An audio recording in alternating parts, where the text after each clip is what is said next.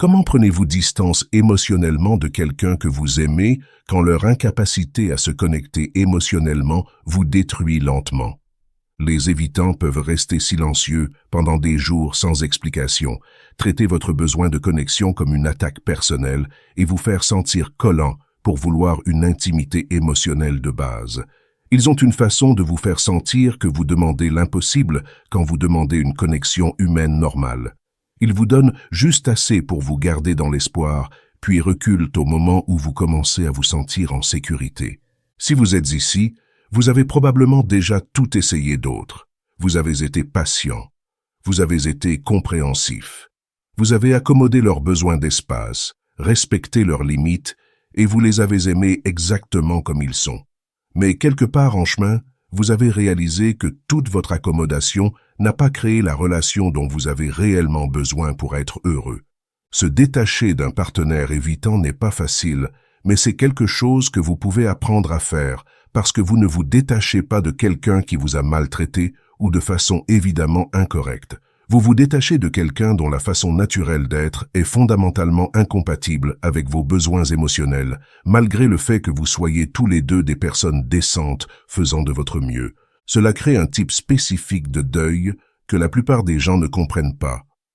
Vous pleurez la perte de potentiel, la mort de l'espoir et la fin d'une connexion avec quelqu'un qui vous tient vraiment à cœur. Vous pleurez aussi votre propre croyance naïve que l'amour serait suffisant pour combler des différences qui se sont révélées infranchissables. Comprendre pourquoi le détachement est nécessaire ne le rend pas plus facile, mais cela le rend plus clair. Quand vous avez passé des mois ou des années à essayer de créer de l'intimité émotionnelle avec quelqu'un dont le système nerveux interprète votre besoin de connexion comme une menace, vous atteignez finalement un point de rupture où vous protéger devient plus important que protéger la relation. Le processus de détachement d'un évitant n'est pas linéaire, et ce n'est pas quelque chose que vous faites une fois, et puis c'est fini. C'est plutôt comme apprendre une nouvelle façon d'être en relation avec quelqu'un, une façon qui priorise votre sécurité émotionnelle plutôt que leur confort, vos besoins plutôt que leurs limitations, et votre bien-être à long terme plutôt que l'harmonie à court terme.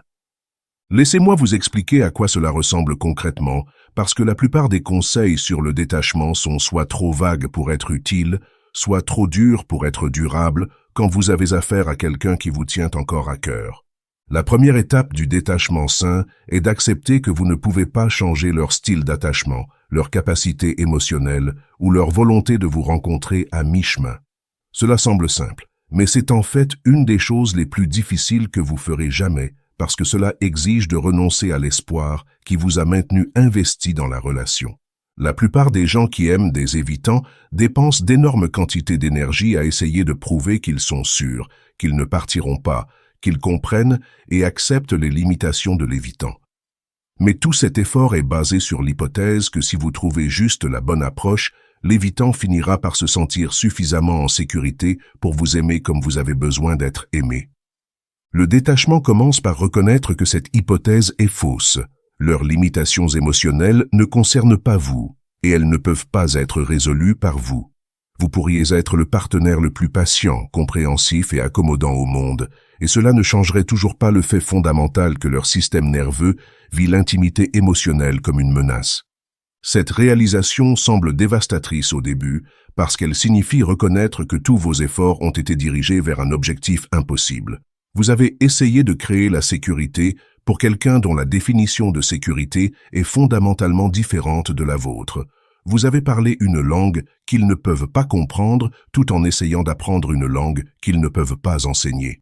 Une fois que vous acceptez que vous ne pouvez pas les changer, vous pouvez rediriger toute cette énergie que vous avez dépensée à gérer leurs émotions vers prendre soin de vos propres besoins. C'est là que commence le vrai travail de détachement. La deuxième étape est d'apprendre à ne pas prendre leur indisponibilité émotionnelle personnellement.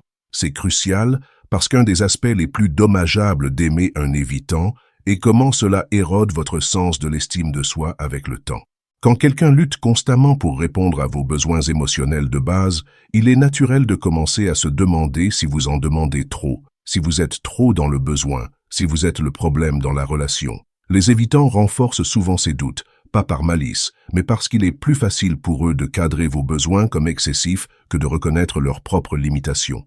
Le détachement nécessite de reconnaître que leur incapacité à fournir l'intimité émotionnelle ne dit rien sur votre valeur en tant que personne ou la validité de vos besoins. Vous n'êtes pas de trop. Vous n'en demandez pas trop. Vous demandez une connexion humaine normale à quelqu'un dont le système nerveux ne peut pas la fournir de façon constante. Comprendre cela intellectuellement est différent de le ressentir émotionnellement. C'est pourquoi le détachement prend du temps. Vous devez reconstruire votre sens de ce qui est normal et raisonnable dans les relations après des mois ou des années d'adaptation aux limitations de quelqu'un d'autre. Une partie de ce processus implique de vous reconnecter avec des amis, des membres de la famille ou d'autres relations où l'intimité émotionnelle semble naturelle et réciproque. Quand vous avez été dans une relation avec un évitant pendant longtemps, vous pouvez oublier ce que ça fait d'avoir quelqu'un qui est genuinement intéressé par vos pensées et sentiments, quelqu'un qui ne vous fait pas sentir que vous en demandez trop quand vous voulez vous connecter. Ces autres relations servent de vérification de réalité, vous rappelant que la famine émotionnelle que vous avez vécue n'est ni normale ni durable. Elles vous aident à vous rappeler que vous êtes capable de connexion facile et naturelle avec des gens dont les systèmes émotionnels sont compatibles avec le vôtre. La troisième étape implique de créer des limites pratiques et émotionnelles qui protègent votre bien-être, même si vous choisissez de rester dans la relation. C'est là que beaucoup de gens se confondent parce qu'ils pensent que détachement signifie mettre fin à la relation, mais ce n'est pas toujours nécessaire ou désiré. Parfois, le détachement signifie rester dans la relation, mais changer vos attentes et votre investissement d'énergie pour correspondre à ce que l'autre personne peut réellement fournir. Au lieu d'espérer qu'ils finiront par répondre à vos besoins émotionnels, vous trouvez des façons de répondre à ces besoins ailleurs, tout en acceptant la relation pour ce qu'elle est réellement, plutôt que ce qu'elle pourrait potentiellement devenir. Cela peut signifier arrêter le travail émotionnel que vous avez fait pour essayer de les rendre plus à l'aise avec l'intimité. Plus de marcher sur des œufs pour éviter de déclencher leur retrait. Plus de gérer vos propres réponses naturelles pour faire de la place à leurs limitations. Plus de vous rétrécir pour entrer dans le petit espace émotionnel qu'ils offrent. Le détachement pratique ressemble à ceci. Quand ils restent silencieux, vous ne les poursuivez pas avec des textos ou des appels essayant de comprendre ce qui s'est mal passé. Quand ils reculent après un moment de proximité, vous n'analysez pas ce que vous avez fait pour le causer. Quand ils vous font sentir que vous en demandez trop, vous vous rappelez que vouloir une connexion émotionnelle est normal et sain. Vous arrêtez d'être disponible chaque fois qu'ils décident qu'ils veulent de l'attention et vous commencez à prioriser vos propres besoins émotionnels plutôt que leur confort avec la distance. Cela ne signifie pas les punir ou jouer à des jeux. Cela signifie vous traiter avec la même considération que vous leur avez donnée. La quatrième étape est d'apprendre à rediriger l'énergie que vous avez mise à essayer de vous connecter avec eux. Quand vous aimez un évitant, vous développez des habitudes de poursuite émotionnelle qui deviennent automatiques. Vous vérifiez votre téléphone constamment en espérant leurs messages. Vous analysez leurs humeurs en essayant de comprendre comment vous rapprocher. Vous modifiez votre comportement basé sur leur température émotionnelle. Toute cette énergie a besoin d'aller quelque part d'autre. La façon la plus efficace de se détacher est de devenir genuinement investi dans des parties de votre vie qui n'ont rien à voir avec eux. Ce n'est pas pour les rendre jaloux ou prouver que vous n'avez pas besoin d'eux. C'est pour vous rappeler qui vous êtes, en dehors de vos tentatives de vous connecter avec quelqu'un qui ne peut pas vous rencontrer à mi-chemin. Commencez à dire oui aux invitations sociales que vous avez déclinées parce que vous espériez passer du temps avec eux. Reconnectez-vous avec des loisirs et des intérêts qui ont été mis de côté pendant que vous étiez concentré sur la gestion de la relation. Investissez du temps dans des amitiés qui réciproquent réellement votre énergie au lieu d'essayer constamment de gagner des miettes d'attention de quelqu'un qui traite la connexion comme une menace. Cette redirection sert deux buts. Premièrement, cela vous donne une perspective sur combien de votre vie et énergie vous avez organisé autour des limitations émotionnelles de quelqu'un d'autre. Deuxièmement, cela vous rappelle que vous êtes capable de connexions faciles et épanouissantes avec des gens dont les systèmes émotionnels sont compatibles avec le vôtre. La cinquième étape implique d'apprendre à vous asseoir avec l'inconfort de ne pas savoir où vous en êtes avec eux sans essayer de le réparer par la poursuite ou l'accommodation. Les évitants créent de l'incertitude comme façon de maintenir la distance émotionnelle, et votre réponse naturelle a probablement été d'essayer de créer la sécurité par vos propres efforts. Mais le détachement nécessite d'accepter que vous ne pouvez pas créer la sécurité avec quelqu'un dont le système nerveux vit votre recherche de sécurité comme de la pression. Plus vous essayez de clouer où vous en êtes, plus ils deviennent insaisissables. Plus vous essayez de prouver que vous êtes sûr, plus ils se sentent menacés. Apprendre à être à l'aise avec l'incertitude dans la relation ne signifie pas que vous devez l'accepter pour toujours. Cela signifie que vous arrêtez de laisser leur incapacité à fournir la clarté contrôler votre état émotionnel. Vous développez votre propre sens de stabilité qui ne dépend pas de leur réassurance ou engagement. C'est peut-être la partie la plus difficile du détachement parce que cela va contre chaque instinct que vous avez sur comment les relations devraient fonctionner. La plupart des relations saines impliquent les deux personnes travaillant pour créer une sécurité et compréhension mutuelle. Avec les évitants, vos efforts pour créer la sécurité les poussent souvent plus loin, créant un cycle où vos instincts relationnels naturels empirent le problème. Briser ce cycle nécessite d'apprendre à trouver la sécurité émotionnelle en vous-même et dans d'autres relations, tout en acceptant que cette personne particulière ne sera peut-être jamais capable de fournir le type de connexion émotionnelle constante dont vous avez besoin. La 6e étape est de reconnaître et changer les histoires que vous vous racontez sur pourquoi vous restez dans une relation qui vous laisse constamment vous sentir émotionnellement affamé. La plupart des gens qui luttent pour se détacher d'évitants ont créé des justifications élaborées pour pourquoi ils devraient continuer à essayer. Vous pourriez vous dire qu'ils ont juste besoin de plus de temps, qu'ils valent l'attente, que vous pouvez voir leur potentiel sous leurs murs émotionnels. Vous pourriez croire que votre amour finira par guérir leurs blessures d'attachement ou que vous êtes la première personne qui les comprend vraiment. Ces histoires vous gardent investi dans une dynamique qui vous blesse parce qu'elle cadre votre souffrance comme noble, votre patience comme vertu et votre famine émotionnelle comme temporaire plutôt que structurelle. Le détachement nécessite une reconnaissance honnête que ces histoires vous protègent de faire face à une vérité douloureuse. Cette personne ne sera peut-être jamais capable de vous aimer comme vous avez besoin d'être aimé, peu importe combien vous les aimez ou combien de temps vous attendez. Cela ne fait pas d'eux une mauvaise personne ou ne signifie pas que votre connexion n'est pas réelle. Cela signifie juste que l'amour n'est pas toujours suffisant pour combler des incompatibilités fondamentales dans les besoins et capacités émotionnelles. Changer ces histoires semble trahir la relation. Mais c'est en fait le premier pas vers prendre des décisions basées sur la réalité plutôt que l'espoir. Quand vous pouvez voir la situation clairement sans les histoires protectrices, vous pouvez choisir de rester basé sur ce que la relation offre réellement plutôt que ce que vous espérez qu'elle puisse devenir.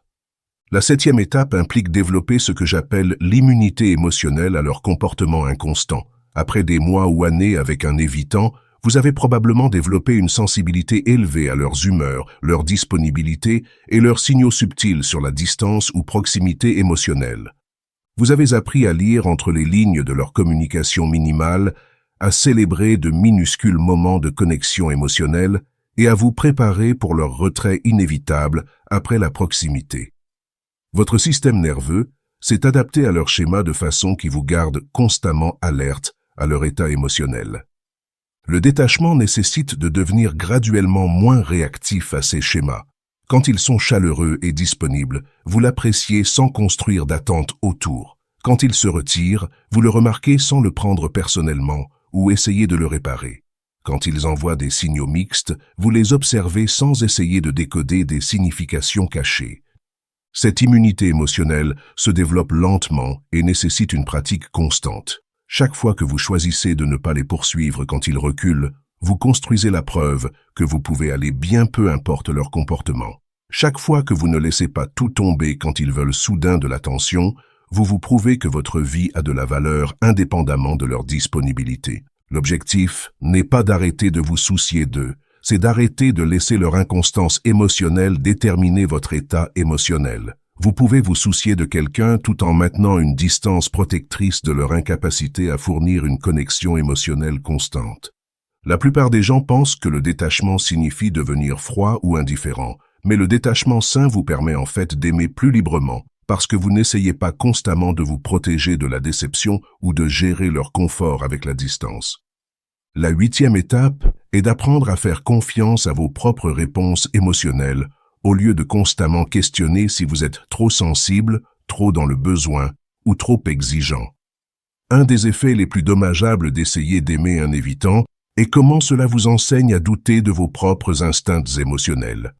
Quand quelqu'un traite constamment vos besoins normaux de connexion comme excessifs, vous commencez à internaliser leur perspective. Vous commencez à vous demander si vous êtes vraiment trop, si vos attentes sont déraisonnables, si vous devriez être capable de vous sentir satisfait avec la connexion émotionnelle minimale qu'ils offrent. Le détachement nécessite de vous reconnecter avec votre propre sagesse émotionnelle et de faire confiance que vos besoins pour une connexion réciproque, l'intimité émotionnelle et la communication constante sont raisonnables et sains. Vos sentiments de solitude, frustration et confusion dans la relation sont de l'information, pas des défauts de caractère. Commencez à faire attention à comment vous vous sentez dans d'autres relations comparé à comment vous vous sentez avec l'évitant. Remarquez la différence entre des amitiés où la connexion émotionnelle coule naturellement et cette relation où chaque interaction semble soigneusement gérée pour éviter de déclencher leur inconfort. Cette comparaison ne concerne pas juger l'évitant comme mauvais ou cassé, c'est reconnaître que vos réponses émotionnelles sont calibrées aux dynamiques relationnelles saines, et votre inconfort dans cette relation est la preuve que quelque chose d'important manque, pas la preuve que vous êtes trop exigeant. Faire confiance à vos réponses émotionnelles signifie valider votre propre expérience au lieu d'essayer constamment de voir les choses de leur perspective aux dépens de votre propre réalité émotionnelle. La 9e étape implique créer un système de soutien de gens qui comprennent ce que vous traversez et peuvent vous rappeler votre valeur quand le comportement de l'évitant vous fait l'oublier. L'isolement est un des plus grands obstacles au détachement sain, parce qu'il vous laisse seul avec vos doutes et leur version de la réalité. Trouvez des gens qui peuvent valider votre expérience sans essayer de réparer la relation pour vous. Vous avez besoin d'amis qui vous rappelleront que vouloir l'intimité émotionnelle est normal, que se sentir frustré avec une communication inconstante est raisonnable, et que vous méritez d'être avec quelqu'un qui ne vous fait pas sentir comme un fardeau pour avoir des sentiments. Ce système de soutien sert de vérification de réalité quand vous commencez à douter de vous-même ou à faire des excuses pour un traitement qui vous laisse vous sentir émotionnellement affamé. Parfois, vous avez besoin d'autres personnes pour vous refléter ce que vous ne pouvez pas voir clairement quand vous êtes à l'intérieur de la dynamique. Le soutien peut venir d'amis qui ont traversé des situations similaires, de communautés en ligne pour des gens traitant avec des partenaires évitants, de thérapie, ou de groupes de soutien concentrés sur l'attachement et les schémas relationnels. La clé est de trouver des gens qui comprennent les défis spécifiques d'aimer quelqu'un qui ne peut pas réciproquer l'intimité émotionnelle de façon constante. Ces connexions vous rappellent aussi que vous êtes capable de connexions émotionnelles faciles et naturelles avec des gens dont les systèmes d'attachement fonctionnent différemment. Quand vous avez essayé de créer l'intimité avec quelqu'un qui la traite comme une menace, vous pouvez oublier que la connexion émotionnelle n'a pas à être si difficile. La 10e étape est d'apprendre à prendre des décisions basées sur votre expérience réelle plutôt que l'espoir pour un changement futur.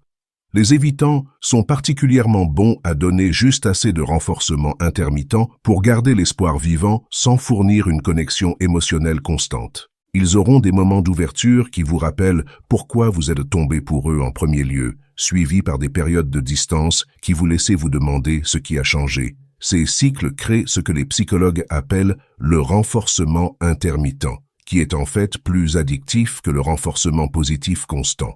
Le détachement nécessite d'apprendre à baser vos décisions sur des schémas plutôt que des exceptions, au lieu de vous concentrer sur leurs bons moments et espérer que ceux-ci représentent qui ils sont vraiment. Regardez le schéma général de disponibilité émotionnelle et connexion dans la relation.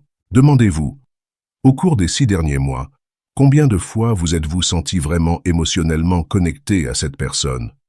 Combien de fois vous êtes-vous senti en sécurité sur où vous en êtes avec eux? Combien de fois ont-ils initié l'intimité émotionnelle versus combien de fois avez-vous dû la demander ou la créer vous-même? Ces évaluations basées sur des schémas vous donnent une information plus claire pour la prise de décision que de se concentrer sur des moments de pointe de connexion ou l'espoir pour l'amélioration future. Elles vous aident à voir si la relation répond réellement à vos besoins ou fournit juste assez de renforcement intermittent pour vous garder en espoir qu'elle le fera éventuellement. Prendre des décisions basées sur des schémas plutôt que le potentiel est un des aspects les plus difficiles mais importants du détachement sain. Cela nécessite d'accepter la réalité présente au lieu de parier sur la transformation future. L'étape finale dans le détachement d'un évitant implique d'accepter que vous pourriez avoir besoin de les aimer de loin si leur capacité émotionnelle ne s'aligne pas avec vos besoins relationnels. Cela ne signifie pas nécessairement mettre fin à tout contact, mais cela signifie ajuster vos attentes et investissements d'énergie pour correspondre à ce qu'ils peuvent réellement fournir. Parfois, aimer quelqu'un signifie accepter que vous ne pouvez pas être ensemble de la façon que vous pourriez tous les deux vouloir si vos systèmes d'attachement sont fondamentalement incompatibles. Vous pouvez vous soucier profondément de quelqu'un tout en reconnaissant qu'essayer de forcer la connexion avec eux blesse vous deux. Ce type de détachement aimant vous permet d'apprécier ce qu'ils peuvent offrir sans vous sentir constamment frustré par ce qu'ils ne peuvent pas. Cela crée de l'espace pour qu'ils soient eux-mêmes sans pression d'être différents, tout en vous protégeant de la déception constante de besoins émotionnels non satisfaits. Certaines personnes trouvent que créer cette distance émotionnelle améliore en fait leur relation avec l'évitant parce que cela enlève la pression et poursuite qui déclenche leur retrait. D'autres découvrent que sans l'espoir pour une connexion plus profonde, la relation ne fournit pas assez d'épanouissement pour continuer. Les deux résultats sont valides. L'objectif du détachement n'est pas nécessairement de sauver la relation, c'est de créer assez de clarté émotionnelle pour prendre des décisions basées sur ce qui sert réellement votre bien-être, plutôt que ce que vous espérez qui pourrait éventuellement arriver. Quelque chose d'important à comprendre sur ce processus est que le détachement n'est pas linéaire.